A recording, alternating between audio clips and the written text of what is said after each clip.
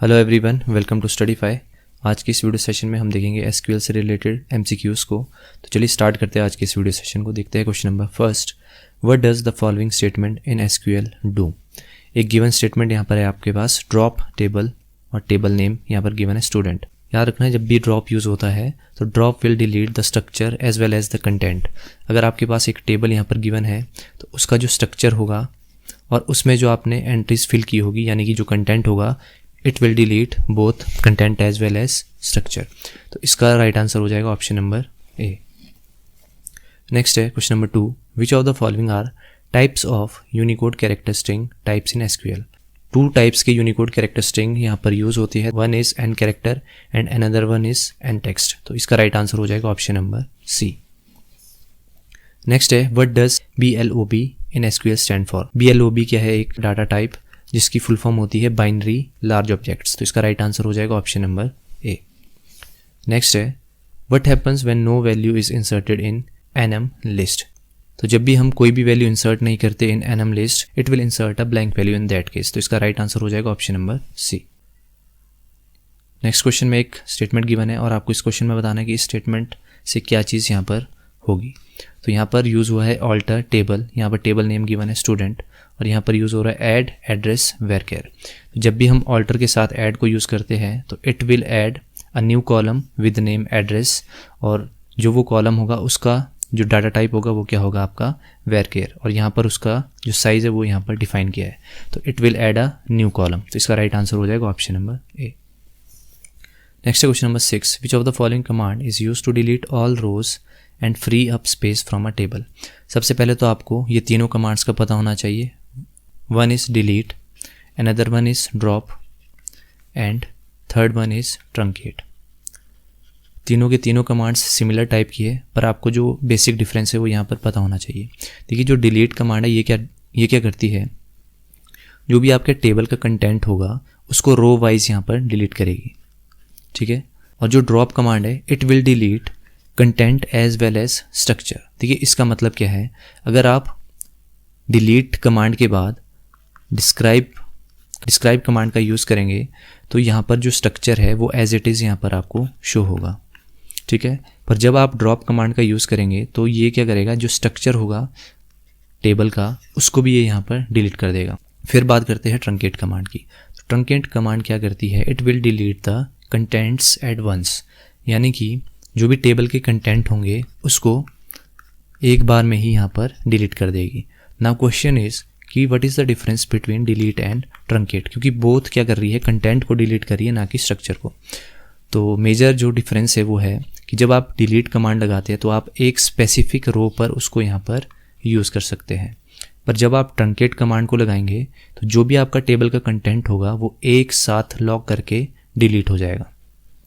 Next basic difference क्या है delete और ट्रंकेट में, जब आप डिलीट कमांड यूज़ करते हैं तो आप वहाँ पर रोल बैक का यूज़ यहाँ पर कर सकते हैं।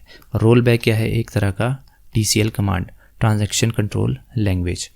पर आप रोल बैक को ट्रंकेट के साथ यूज़ नहीं कर सकते क्योंकि यहाँ पर आपकी लॉग फाइल जो होती है वो यहाँ पर नहीं बनती।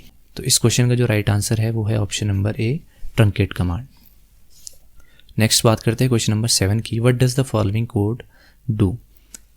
यहाँ पर एक कमांड गिवन है डिलीट फ्रॉम स्टूडेंट, ये है यहाँ पर टेबल का name, where age equals to 16। इसमें हमने एक स्पेसिफिक रो को यहाँ पर डिलीट किया है जहाँ पर एज कितनी है 16, और उसके बाद हम यहाँ पर क्या यूज़ कर रहे हैं, रोल बैक का। तो जो भी यहाँ पर डिलीट हुई है रो उसको रोल बैक कमांड क्या कर देगी, अंडू। तो इसका राइट आंसर क्या हो जाएगा, option A, performs an undo operation on deletion operation. Next है question number 8, when is the wild card in where clause used. तो वेयर कमांड का यूज़ हम कब करते हैं, जब सिलेक्ट कमांड के साथ कोई भी एग्जैक्ट मैच पॉसिबल नहीं होता, ठीक है। तो इसका राइट आंसर क्या हो जाएगा, option number B, exact match is not possible in select statement. Next है question number 10, which SQL constraint do we use to set some value to a field whose value has not been added. तो इस question में पूछा है कौन सा हम constraint use करते हैं कि जब भी कोई फील्ड को स्पेसिफिक वैल्यू नहीं दी जाती, तो हम कौन से कंस्ट्रेंट का यूज़ करते हैं, चेक कंस्ट्रेंट। तो इसका राइट आंसर है ऑप्शन नंबर 4। नेक्स्ट है question number 10, what are the rows of a relation known as. तो रोज को हम क्या बोलते हैं, टपल्स। नेक्स्ट है question number 11, during transaction before commit which of the following statement is done automatically in case of shutdown. तो इसका right answer है option number A, roll back. Next है how many operations are considered to be most basic operations. ये बहुत बार exam में पूछा भी गया है, तो आपको एक वर्ड याद रखना है, क्रूड। ओनली 4 ऑपरेशंस परफॉर्म किए जाते हैं in SQL. 1 is create, second one is read, you for update and D for delete. तो 4 ऑपरेशंस आपको याद रखने हैं क्रूड वर्ड से। तो इसका राइट आंसर क्या हो जाएगा, ऑप्शन नंबर ए।